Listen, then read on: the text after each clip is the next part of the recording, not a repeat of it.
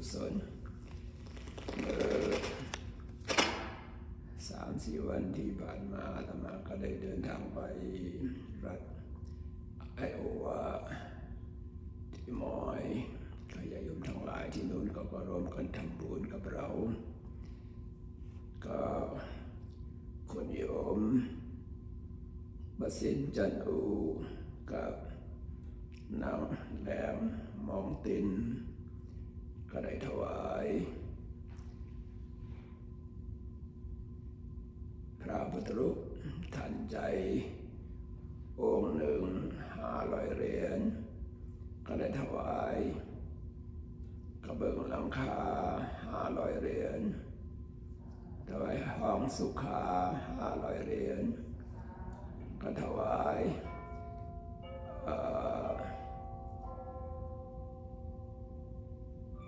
ถนนทางเข้าวัด500 เหรียญ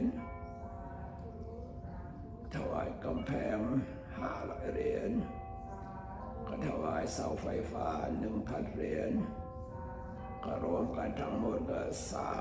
3,500 เหรียญรวมกับสำหรับพิมพ์หนังสือธรรมะ300 เหรียญรวมกันทั้งหมด 3,800 เหรียญ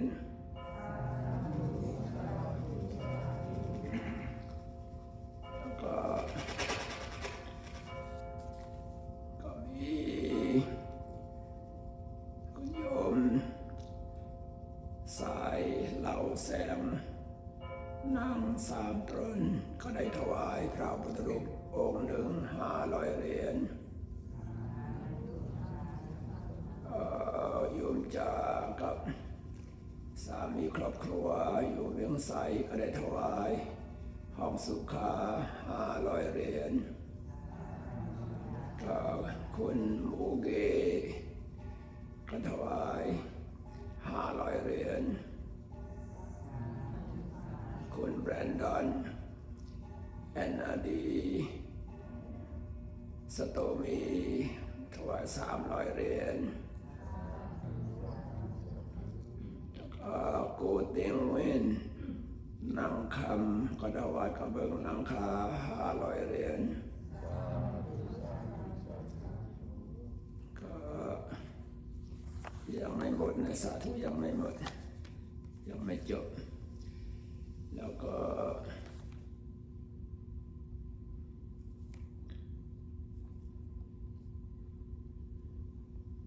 คุณหานใสก็100 เหรียญเมื่อกี้เดียวกับคุณจาก็คือ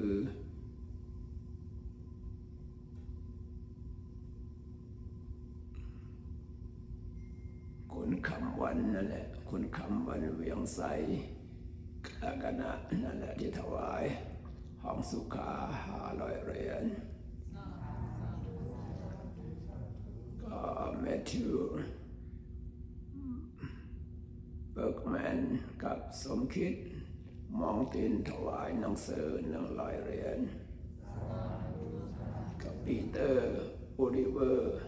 แฮนริชถวายค่าหนังสือธรรมะ20 เหรียญคุณออยและแอร์ถวายพิมพ์หนังสือธรรมะ20 เหรียญสายวันลาวก็ถวายพิมพ์หนังสือ500 เหรียญโกเตียงเวนนางคำถวาย50 เหรียญก็สายเหล่าแสงนาง3 ตรงก็ได้ถวายพิมพ์หนังสือ50 เหรียญ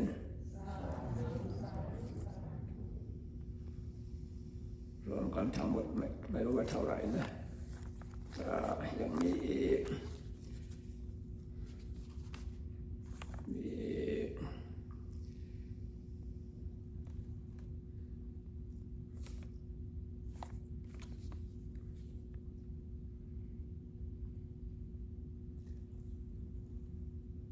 อีเมนปราณพรมนามอีเมนพรมนามก็ถวายค่าพิมพ์หนังสือ100 เหรียญรายเย็นจันอูก็ถวาย100 เหรียญโรเนอร์ จันอูอีก100 เหรียญไดอาน่าแฟนเนอร์100 เหรียญ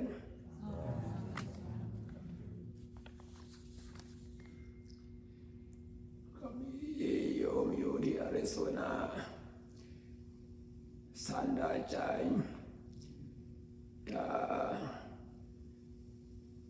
Quello invece Pakenji, Umanjai, Mikinji, Julan, Huizu, Biro, the Michitu, Sana Jangani, Biro, a Kindred, Dola, Maya, Durambare. The Yokoyu Sana Jaikuti, Tome, Patawai, Pud, Samna Upud, Ubosot, Haloyan.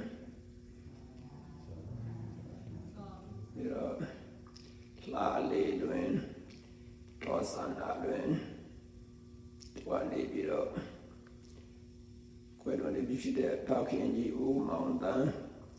Mikinji, Dosuin, Kopitu, Tora, Lundo, Isu, Biro. They know you can't do it all, Maya, Duramare.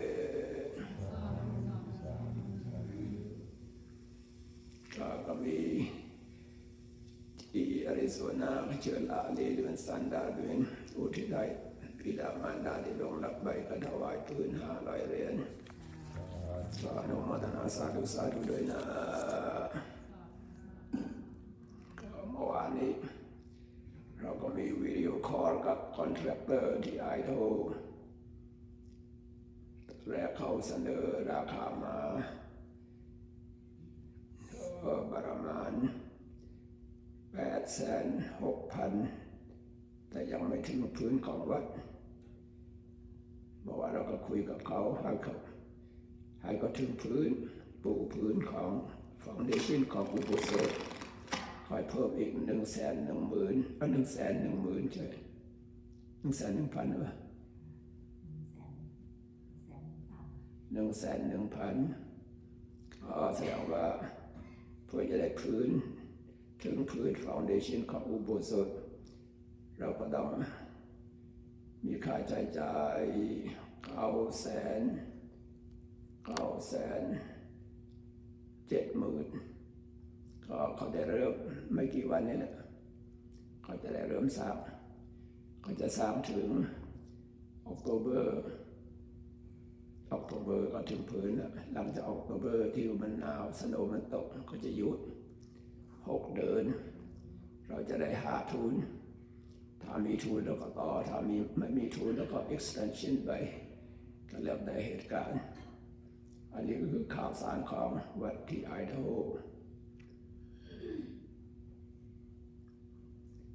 มันเนี่ยไอโดโฮมาชีเดคอนแทรคเตอร์เนี่ยวิดีโอคอลเราเรียกเขามา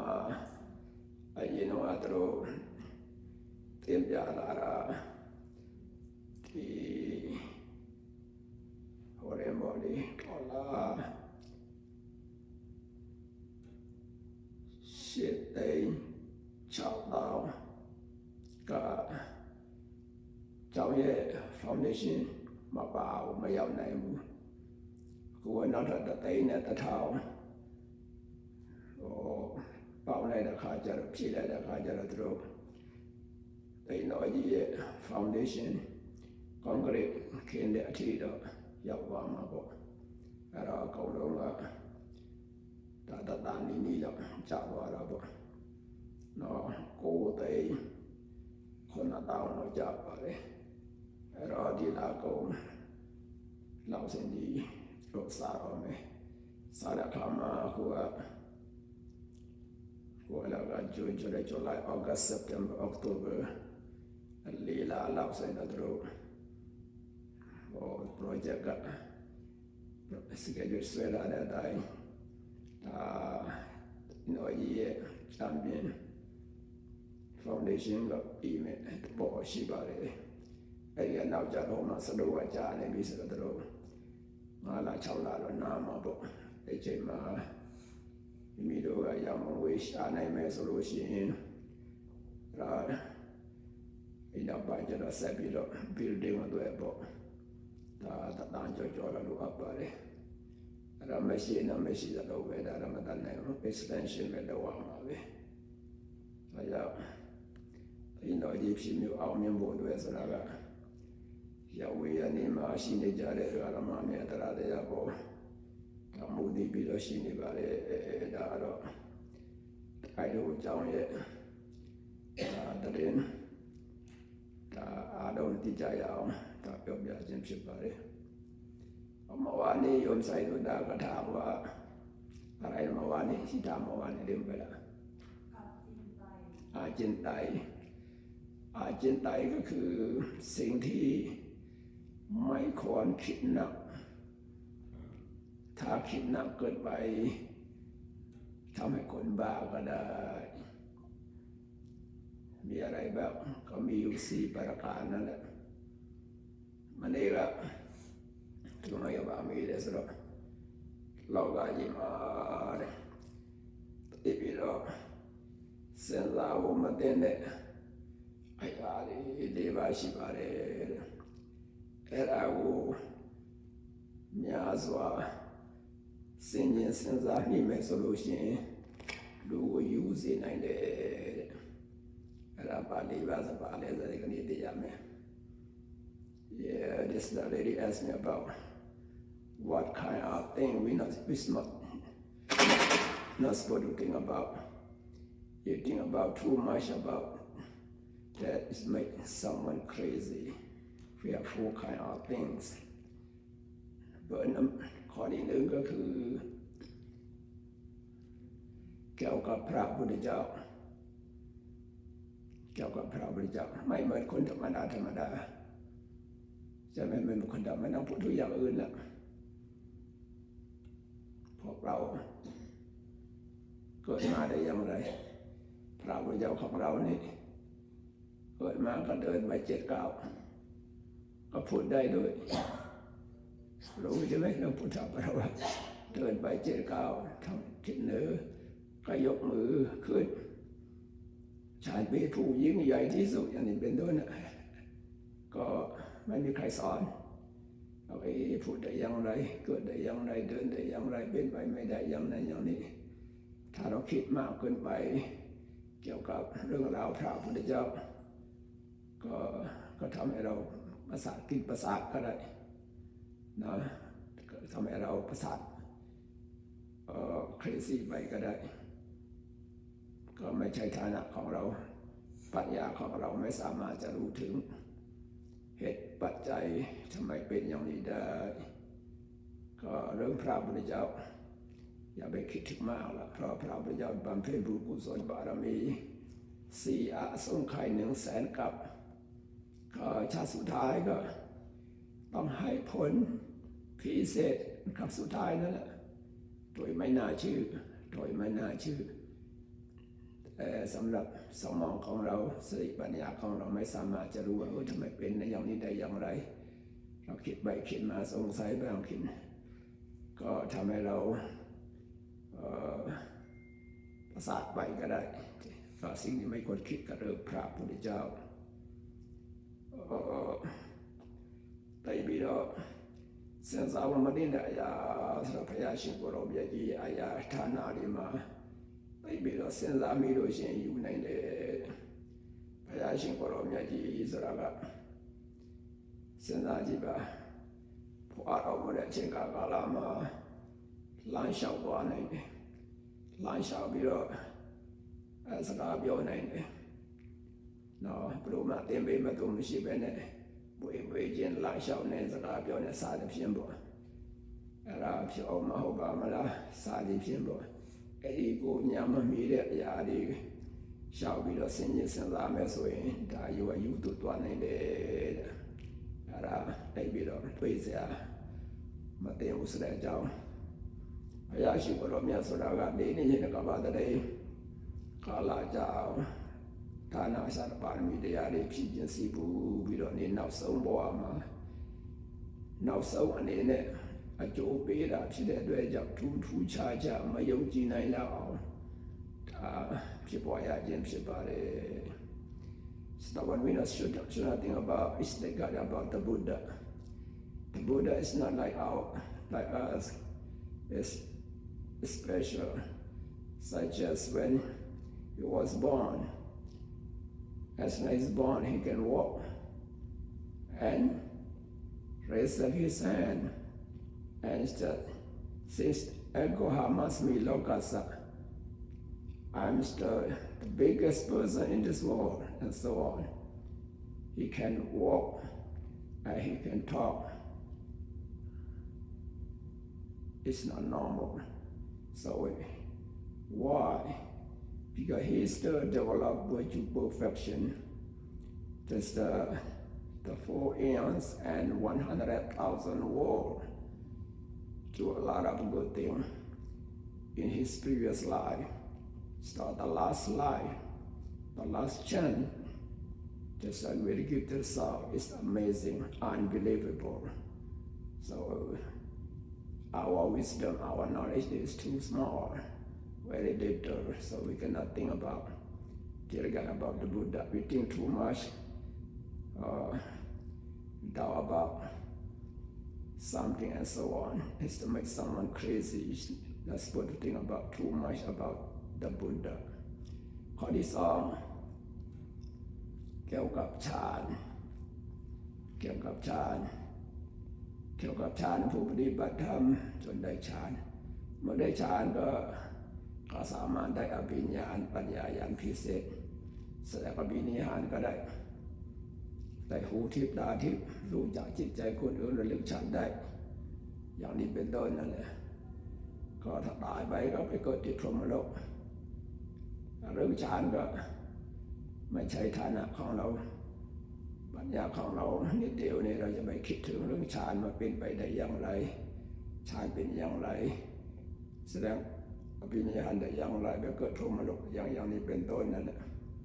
ไม่ควรจะคิดมากไม่ควรจะคิดมากถ้าคิดมากก็ทำให้เราประสาทก็ได้ข้อที่ 2มันนี่จะกลับอะไรสุดสังยามาได้บิดมาด้วยบุสังสระสังยาบุได้ไปดูจริงจะอัตุยาเลยสังยาเรียกหามาเป็นยังไงโอยาชีบิดตะโกမျိုးพันสิไหนเลยนายမျက်စိလည်းရရှိပြီးတော့သူတော်ဘာစိတ်ကိုလည်းသိနိုင်တယ်သိဘွားကိုလည်းတရိယာနိုင်တယ်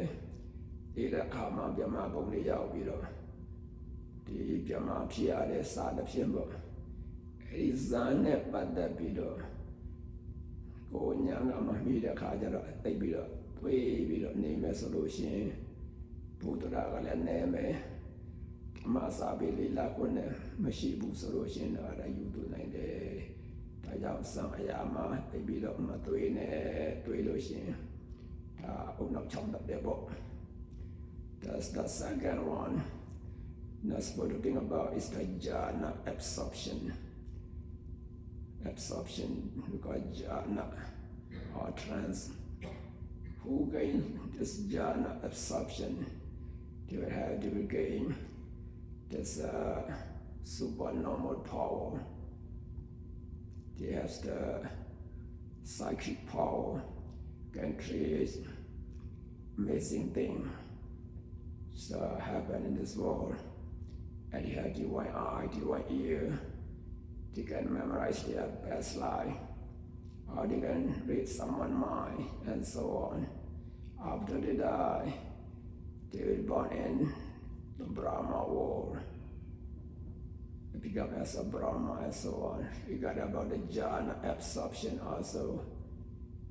Not supposed to think too much about that. So make someone become crazy.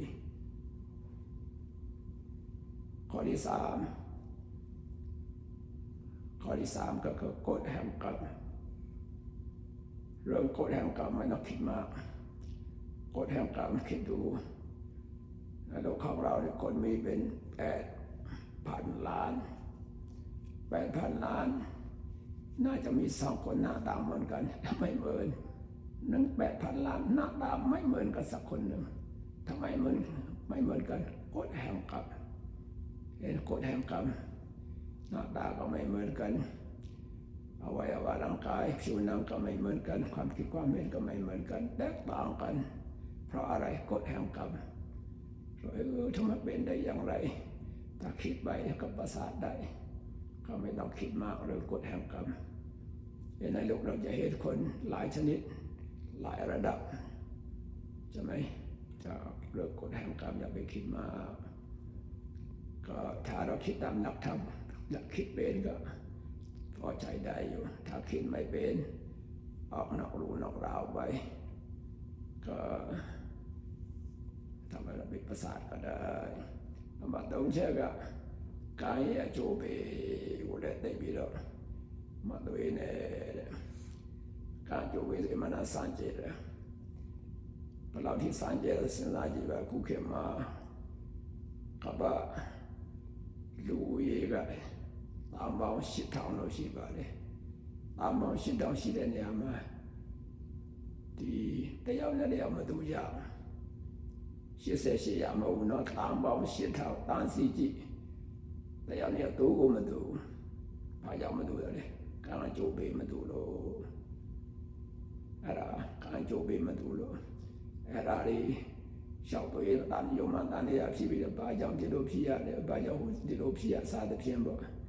အသွေးများလို့ရှိရင်ဒါကိုညာကမှပြီးတဲ့အခါကျတော့ဒါအုပ်နောက်ချောင်းသွားနိုင်တယ်As the third one, this not supposed to think about the source of this action, karma. Karma is, as all of you know, in our nowadays, the world population 6 trillion people. All of us are different. Why different? Karma, vibhaka, that's our karma, that's our action.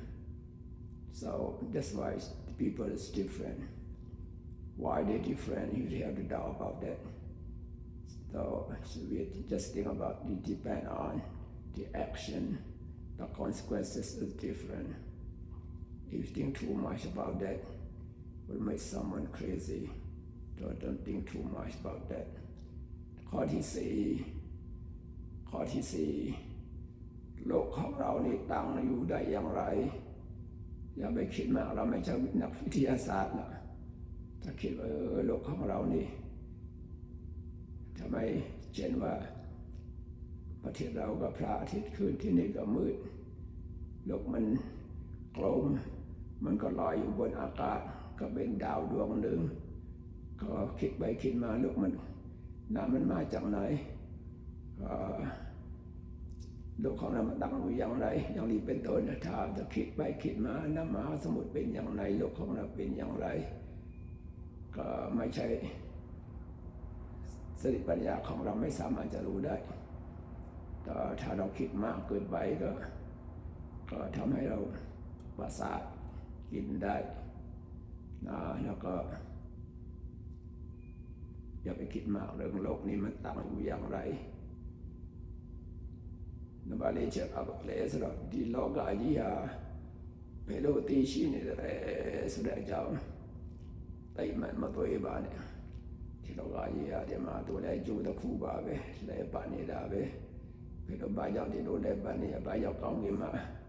လဲပတ်နေရအစားတစ်ဖြင့်ပေါ့ဒါတို့ကသိပ္ပံပညာရှင်လည်းမဟုတ်ဘူးလေရိုးအသိပညာနဲ့အဲ့ဒါလည်းရှောက်ွယ်ပြီးတော့ဒီကဘာကြီးဘယ်လိုတည်ရှိတယ်မေတ္တာသမုဒ္ဒရာကဘယ်လိုနေတယ်ဘယ်အတားတယ်ရေးကဘယ်လားဘယ်ကသွားမလဲစသဖြင့်ပေါ့အဲ့ဒါရှောက်ွယ်နေမယ်ဆိုရင်တော့အုံနောက်ချောက်သွားနိုင်တယ် The fourth one he got about this world how the world is existed so it's not we're not scientists our knowledge is very small very little so don't think too much about what about the ocean what about this world how they arise and so on how they existed it's not our domain we cannot understand about that if you think about too much it will make someone crazy just mean what we need to think about ourselves is the best think about ourselves every day what is our weak point? Try to change. What are our good point? Try to maintain and increase good point, good thing. This is my suggestion to all of you. No one's perfect in this world. If someone points at your weakness, maybe you don't like that because people have ego. So you have to think about yourself. So you have to see your weak point and then try to change. You have good point, try to maintain and increase that. That's the one we should think about. So may all of you think about yourself and correct yourself, develop yourself, be good and do good, and then be able to successful. What are you longing for? Thank you for your attention. ที่สำคัญที่สุดเราต้องพิจารณาตัวเองนั่นแหละพิจารณาอย่างอื่นก็ทำให้เราปวดหัวนะพิจารณาตัวเองไม่มีใครละสมบูรณ์ข้อเสียก็มีข้อดีก็มีจุดอ่อนเราก็มีจุดดีเราก็มีถ้าเห็นจุดอ่อนของเราก็ต้องแก้ไขได้นะถ้าคนอื่นบอกเราก็อาจจะไม่ค่อยชอบเท่าไหร่แต่เราก็ต้องตรวจสอบตัวเองอะไรเราบกพร่องอยู่อะไรยังมีจุดอ่อนอยู่พยายามดัดแปลงแก้ไขให้ดีขึ้นข้อดีๆของเรารู้ว่าเราทำอะไรเราพูดอะไรเราคิดอะไรทุกวันก็พยายามรักษาต่อไปก็พยายามให้เจริญก้าวหน้ายิ่งขึ้นก็เป็นคนดีทำดีก็ให้ท่านทั้งหลายสมความปรารถนามีดวงตาเห็นธรรมกันทุกท่านเถิดမိမိတို့ဘာမှဆင်းရဲသုံးသပ်ဖို့လိုတာကပါလေဆိုတော့မိမိရဲ့ကိုယ်ကိုမိမိရဲ့ဘဝကိုဆင်းရဲသုံးသပ်ဖို့ဆိုရင်မနာရေးကြည့်ပါလေလူသားဘယ်မှယာနုပြည့်စုံနေမရှိပါဘူးအနည်းနဲ့အများဒါကောင်းွယ်တွေမကောင်းွယ်တွေရှိတတ်ပါတယ်မကောင်းတဲ့ွယ်တွေတွေ့ရလို့ရှိရင်ဒါဘာလို့ရမလဲဆိုတော့ပြုပြင်ပေးရမယ်ပြအစင်ပြင်ခဏတဲ့ပြုပြင်လိုက်လို့ရှိရင်ဒါမကောင်းွယ်တွေကောင်းလာတာပေါ့အဲ့တော့ကောင်းတဲ့အချက်တွေပဲအများကြီးရှိနေပါတယ်အဲ့ဒါကိုလည်းဒီမြဲအောင်ခိုင်မြဲအောင်ဆောင်ထင်းပြီးတော့စားတဲ့တဘောတိုးအောင်ကောင်းတဲ့ကောင်းအောင်ပြုကျင့်သွားကြမယ်ဆိုလို့ရှိရင်မိမိဘဝမှာလောကဘက်ကောဓမ္မဘက်ပါနဝဖျားပြည့်စုံပြီးတော့နေမှာပဲဒါကြောင့်မို့လို့စိတ်ကောင်းနှလုံးကောင်းရှိပြီးတော့ကောင်းတဲ့ကောင်းအောင်ဒါပြုပြင်ကျင့်ကြံကြိုးကိုအားထုတ်နိုင်ပြီးတော့ကမိမိတို့မျှော်မှန်းထားတဲ့အတိုင်းဒါနိဗ္ဗာန်မဲ့ဖို့ကိုဥပဝါတို့နဲ့ရလွယ်ရောက်လွယ်မျက်မှောက်ပြုလွယ်နိုင်ကြပါစေကုန်သတည်းသာဓုจำได้เราที่4ข้อที่ไม่ควรคิดข้อที่1เรื่องพระพุทธเจ้าข้อที่2เรื่องฌานข้อที่3เรื่องกฎแห่งกรรมข้อที่4เรื่องโลกก็พิจารณาตัวเองก็เป็นโลกเหมือนกันนะโลกะคือรูปนามขันธ์5ก็เป็นโลกหนึ่งก็พิจารณารูปนามขันธ์5ตัวเองอันนั้นดีที่สุดนะต่อไปจะได้กรดนำรับพรกัน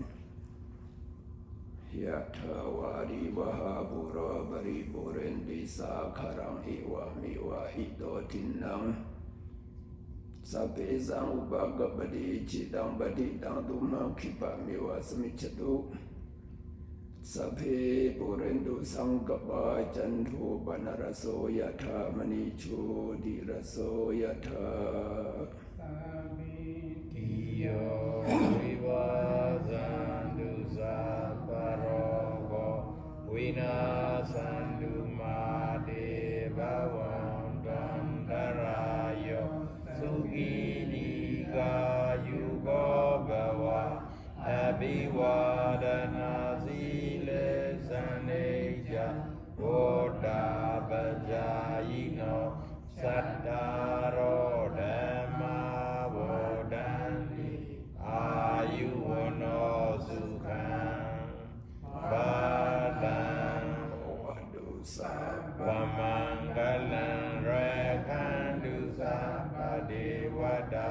Sabba Buddhanuva Venatrasu